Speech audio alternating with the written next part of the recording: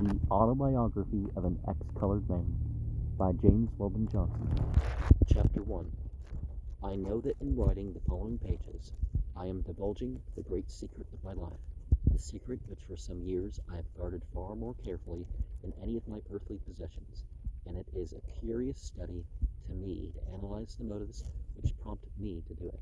I feel that I am led by the same impulse which forces the unfound-out criminal to take somebody into his confidence, although he knows that the act is liable, even almost certain to lead to his undoing. I know that I am playing with fire, and I feel the thrill which accompanies that most fascinating pastime, and back of it all, I think I find a sort of savage and diabolical desire to gather up all the little tragedies of my life, and turn them into a practical joke on society. And too, I suffer a vague feeling of unsatisfaction, of regret, of almost remorse, from which I am seeking relief, and of which I shall speak in the last paragraph of this account. I was born in a little town of Georgia a few years after the close of the Civil War. I shall not mention the name of the town because there are people still living there who could be connected with this narrative. I have only a faint recollection of the place of my birth. At times I can close my eyes and call up in a dream-like way things that seem to have happened ages ago in some other world. I can see in this half-vision a little house. I'm quite sure it was not a large one. I can remember that flowers grew in the front yard, and that around each bed of flowers was a hedge of vari-colored glass bottles stuck in the ground neck down. I remember that once, while playing around in the sand, I became curious to know whether or not the bottles grew as the flowers did, and I proceeded to dig them up to find out. The investigation brought me a terrific spanking which indelibly fixed the incident in my mind. I can remember, too, that behind the house was a shed under which stood 2 or 3 wooden washtubs. These tubs were the earliest version of my life. Regularly, on certain evenings, I was plunged into one of them and scrubbed into my skin ache. I can remember to this day the pain caused by the strong, rank soap getting into my eyes. What was the brand of soap that had that advertisement that almost made it look like you were turning a black kid into a white kid? The soap was so scrubbing or something. Back from the house, a vegetable garden ran perhaps 75 or 100 feet, but to my childish fancy it was an endless territory. I can still recall the thrill of joy, excitement, and wonder it gave me to go on an exploring expedition through it to find the blackberries, both ripe and green, that grew along the edge of the fence. I remember with what pleasure I used to arrive at and stand before a little enclosure in which stood a patient cow chewing her cud. How I would occasionally offer her, through the bars, a piece of my bread and molasses, and how I would jerk back my hand in half-fright if she made any motion to accept my offer. I have a dim recollection of several people who moved in and about this little house, but I have a distinct mental image of only 2. One my mother, and the other a tall man with a small, dark mustache. I remember that his shoes or boots were always shiny, and that he wore a gold chain and a great gold watch, with which he was always willing to let me play. My admiration was almost equally divided between the watch and chain and the shoes. He used to come to the house evenings, perhaps 2 or 3 times a week. It became my appointed duty, whenever he came, to bring him a pair of slippers, and to put the shiny shoes in a particular corner. He often gave me, in return for this service, a bright coin, which my mother taught me to promptly drop in a little tin bank. I remember distinctly the last time this tall man came to the little house in Georgia. That evening, before I went to bed, he took me up in his arms and squeezed me very tightly. My mother stood behind his chair, wiping tears from her eyes. I remember how I sat upon his knee and watched him laboriously drill a hole through a $10 gold piece, and then tie the coin around my neck with a string. I have worn that gold piece around my neck the greater part of my life, and still possess it, but more than once I have wished that some other way had been found of attaching it to me, besides putting a hole through it. On the day after the coin was put around my neck, my mother and I started on what seemed to me an endless journey. I knelt on the seat and watched through the train window the corn and cotton fields pass swiftly by until I fell asleep. When I fully awoke, we were being driven through the streets of a large city, Savannah. I sat up and blinked at the bright lights at Savannah. We boarded a steamer which finally landed us in New York. From New York, we went to a town in Connecticut, which became the home of my boyhood. My mother and I lived together in a little cottage, which seemed to me to be fitted almost luxuriously. There were horsehair-covered chairs in the parlor and a little square piano. There was a stairway with red carpet on it, leading to a half-second story. There were pictures on the walls and a few books in a glass-doored case. My mother dressed me very neatly, and I developed that pride which well-dressed boys generally have. And I'm not sure about that, but some cultures that's the case, that rather than just please, they're proud.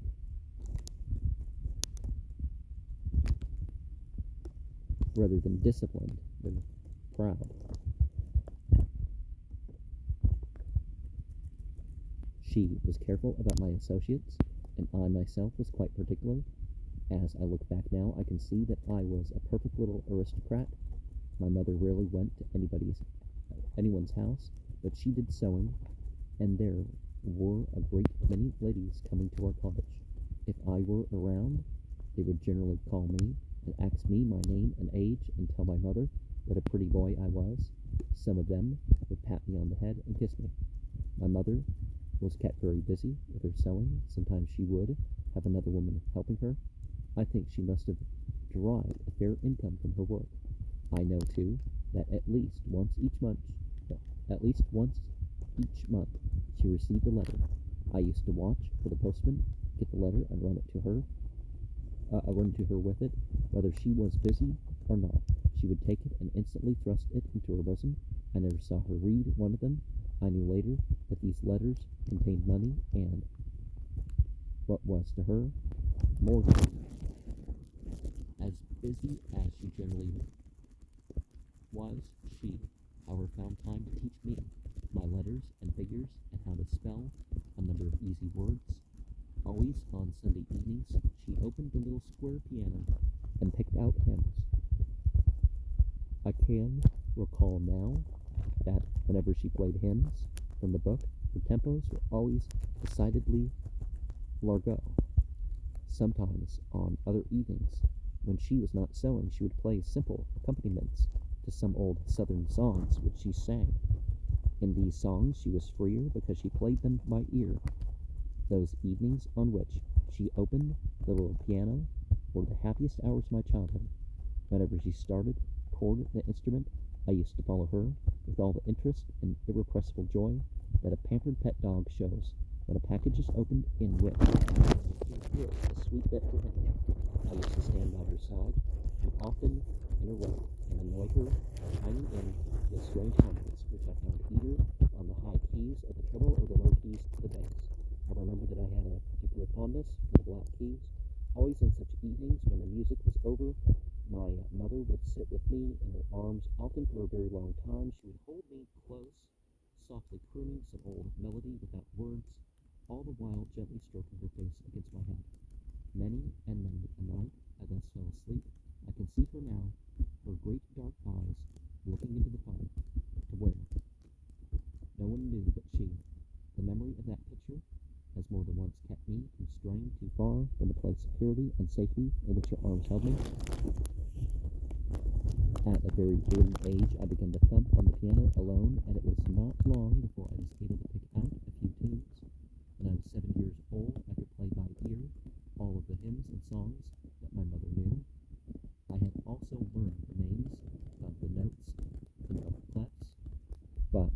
preferred not to be hampered by notes. About this time, several ladies for whom my mother sewed heard me play, and they persuaded her that I should at once be put under a teacher, so arrangements were made for me to study the piano with a lady who was a fairly good musician. At the same time, arrangements were made for me to study my books with this lady's daughter. My music teacher had no small difficulty at first in pinning me down to the notes. As she played my lesson over for me, I invariably attempted to reproduce the required sounds without the slightest recourse to the written characters.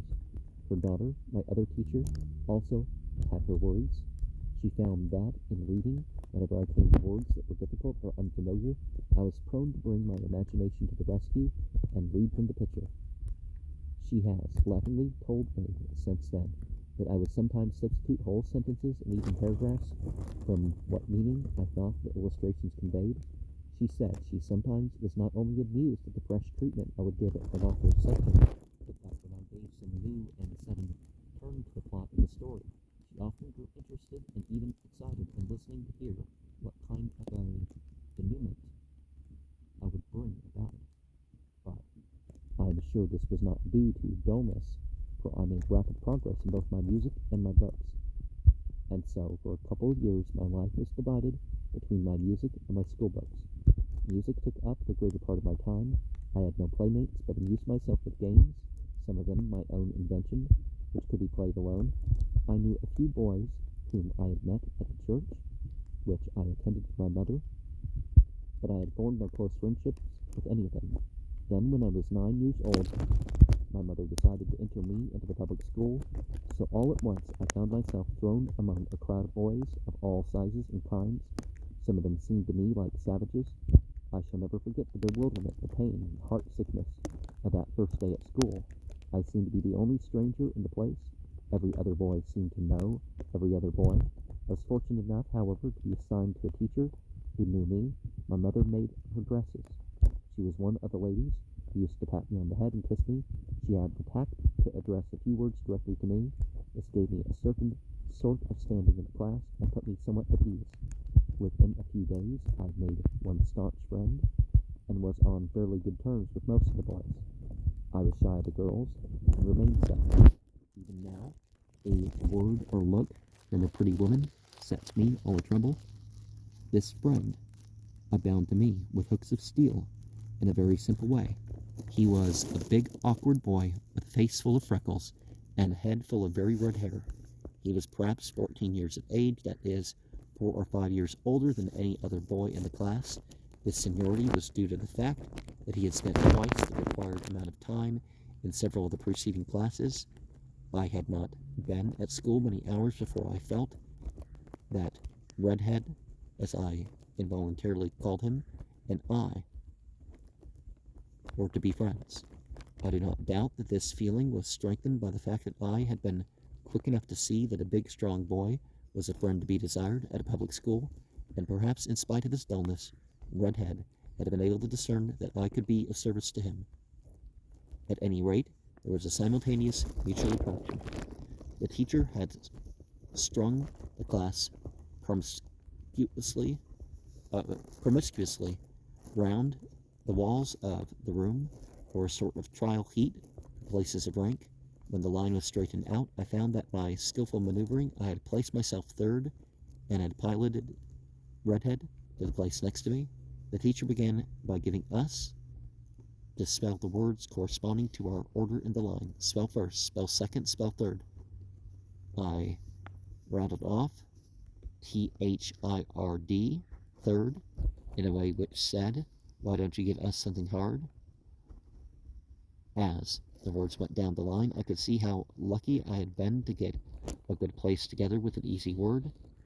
As young as I was, I felt impressed with the unfairness of the whole proceeding when I saw the tail-enders going down before 12th and 20th, and I felt sorry for those who had to spell such words in order to hold a low position. Spell fourth, Redhead, with his hands clutched tightly behind his back, began bravely, FORTH. Like a flash, a score of hands went up, and the teacher began saying, no snap of the fingers. This was the first word missed, and it seemed to me that some of the scholars were about to lose their senses. Some were dancing up and down on one foot with a hand above their heads, the fingers working furiously, and joy beaming all over their faces. Others stood still, their hands raised not so high, their fingers working less rapidly, and their faces expressing not quite so much happiness. There were still others who did not move nor raise their hands, but stood with great wrinkles on their foreheads, looking very thoughtful. The whole thing was new to me, and I did not raise my hand, but slyly whispered the letter U to Redhead several times. "Second chance," said the teacher. The hands went down, and the class became quiet. Redhead, his face now red, after looking beseechingly at the ceiling, then pitiably at the floor, began very haltingly.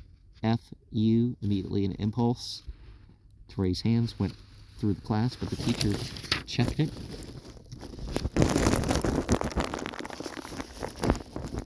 And poor Redhead, though he knew that each letter he added only took him farther out of the way, went doggedly on and finished R-T-H.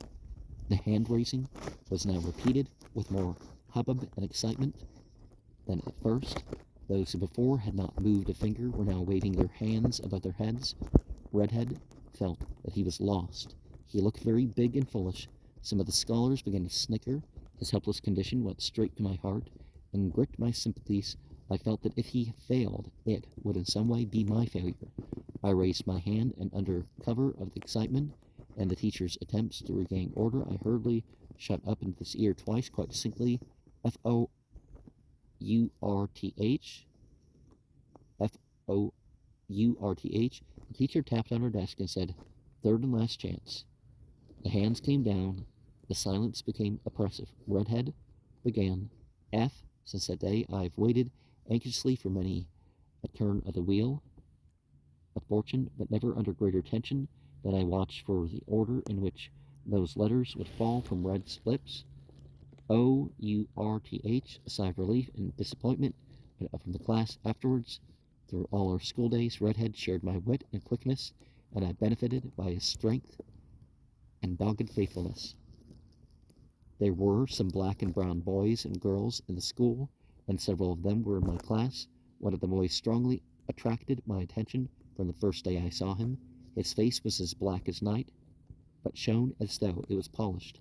He had sparkling eyes, and when he opened his mouth, he displayed glistening white teeth. It struck me at once as appropriate to call him Shiny Face or Shiny Eyes or Shiny Teeth, and I spoke of him often by one of these names to the other boys. These terms were finally merged into Shiny, and to that name he answered good-naturedly during the balance of his public school days. Shiny was considered without question to be the best speller, the best reader, the best penman, and in a word, the best scholar in the class. He was very quick to catch anything, but nevertheless studied hard. Thus he possessed two powers very rarely combined in one boy. I saw him year after year on up into the high school, win the majority of the prizes for punctuality, deportment, essay writing, and declamation. Yet it did not take me long to discover that in spite of his standing as a scholar, he was in some way looked down upon. The other black boys and girls were still more looked down upon. Some of the boys often spoke of them as niggers, and it's important not to call people that just because of the color of their skin, because that, at the very least, it implies, forget oh, it's a part of rap and all. You're still basically saying all you are is, your skin color.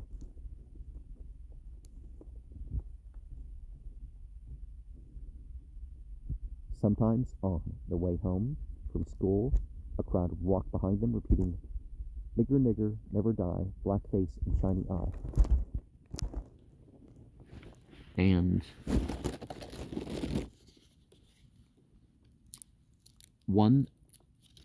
on one such afternoon, one of the black boys turned suddenly on his tormentors and hurled a slate. It struck one of the white boys in the mouth, cutting a slight gash in his lip. At sight of the blood, the boy who had thrown the slate ran, and his companions quickly frowned. We ran after them, pelting them with stones until they separated in several directions. I was very much wrought up over the affair and went home and told my mother how one of the niggers had struck a boy with a slate. I shall never forget how she turned on me. "Don't you ever use that word again," she said, "and don't you ever bother the colored children at school. You ought to be ashamed of yourself." I did hang my head in shame, but not because she had convinced me that I had done wrong, but because I was hurt by the first sharp words she had ever given me. And again, the term here was still used because he felt himself different from them. Now later on, the word became associated with, the criminal culture. The not just, oh, well, they tend to be poorer. There's always some group richer or poorer, but you know what I mean. In my day, black culture was never something that anybody was born into. They had to choose it. It wasn't because of the color of your skin. There was white culture and black culture. That really hasn't existed since the Civil Rights Act, that you are such and such culture because of your skin color or your ancestry or something. My school days ran along very pleasantly. I did well in my studies, not always so well with regard to my behavior. I was never guilty of any serious misconduct, but my love of fun sometimes got me into trouble. I remember, however, that my sense of humor was so sly that most of the trouble usually fell on the head of the other fellow. My ability to play on the piano at school exercises was looked upon as little short of marvelous in a boy of my age. I was not chummy with many of my mates, but on the whole was about as popular as it is good for a boy to be. And wasn't it in New York that there was a famous police officer that would, ask a question, and if it triggered people too much, then they'd get charges. If it only triggered them some, they were shown they couldn't hire them as policemen, and those who, basically dismissed it, they could be hired as policemen.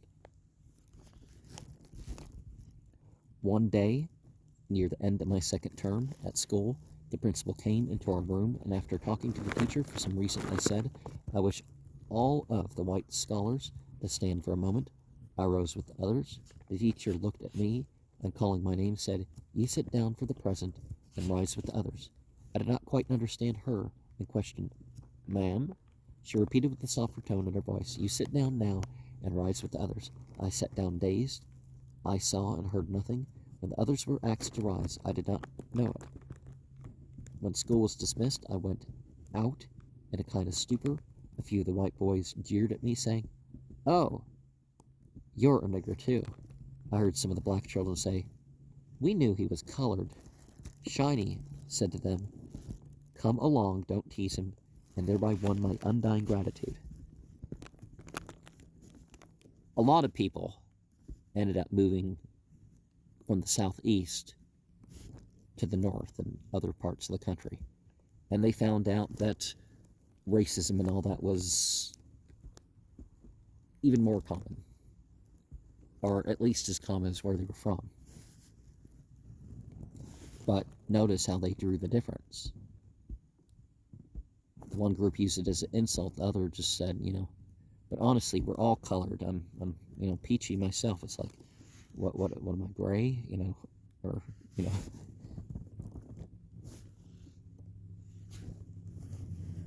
I hurried on as fast as I could, and had gone some distance before I perceived that redhead was walking by my side, and after a while he said to me, "Let me carry your books." I gave him my strap without being able to answer.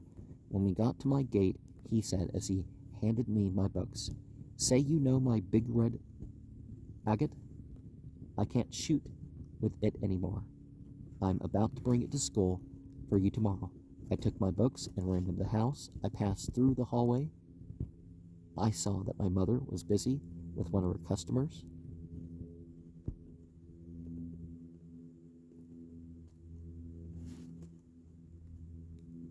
I rushed up into my own little room, shut the door, and went quickly to where my looking glass hung on the wall.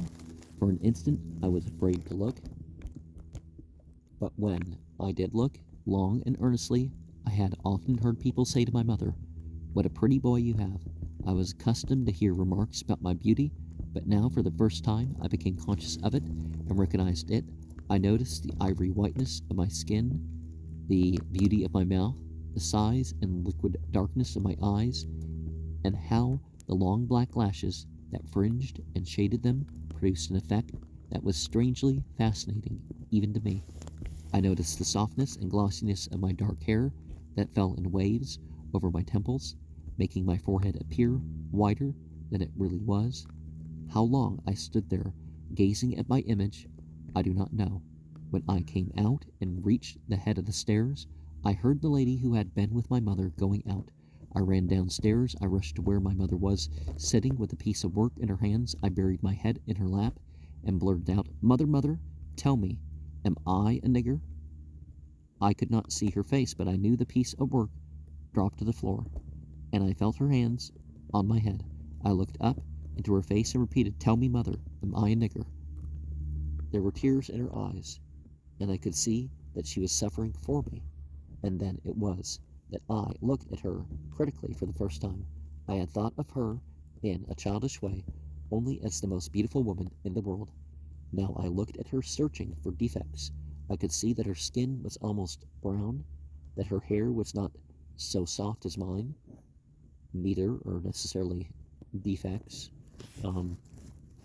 If you started with something different, then that's different, and that she did differ in some way from the other ladies who came to the house. Yet, even so, I could see that she was very beautiful, more beautiful than any of them. She must have felt that I was examining her, for she hid her face in my hair and said with difficulty, "No, my darling, you are not a nigger." She went on, "You are as good as anybody. If anyone calls you a nigger, don't notice them. Yeah, don't react violently, even if it's somebody's using things like that to insult." But the more she talked, the less I was reassured, and I stopped her by asking, "Well, mother, am I white? Are you white?" She answered tremblingly, "No, I'm not white, but your father is one of the greatest men in the country. The best blood of the South is in you." This suddenly opened up in my heart a fresh chasm of misgiving and fear, and I almost fiercely demanded, "Who is my father? Where is he?" She stroked my hair and said, "I'll tell you about him some day." I sobbed, "I want to know now." She answered, "No, not now." Perhaps it had to be done, but I have never forgiven the woman who did it so cruelly. It may be that she never knew that she gave me a sword thrust that day in school, which was years in healing.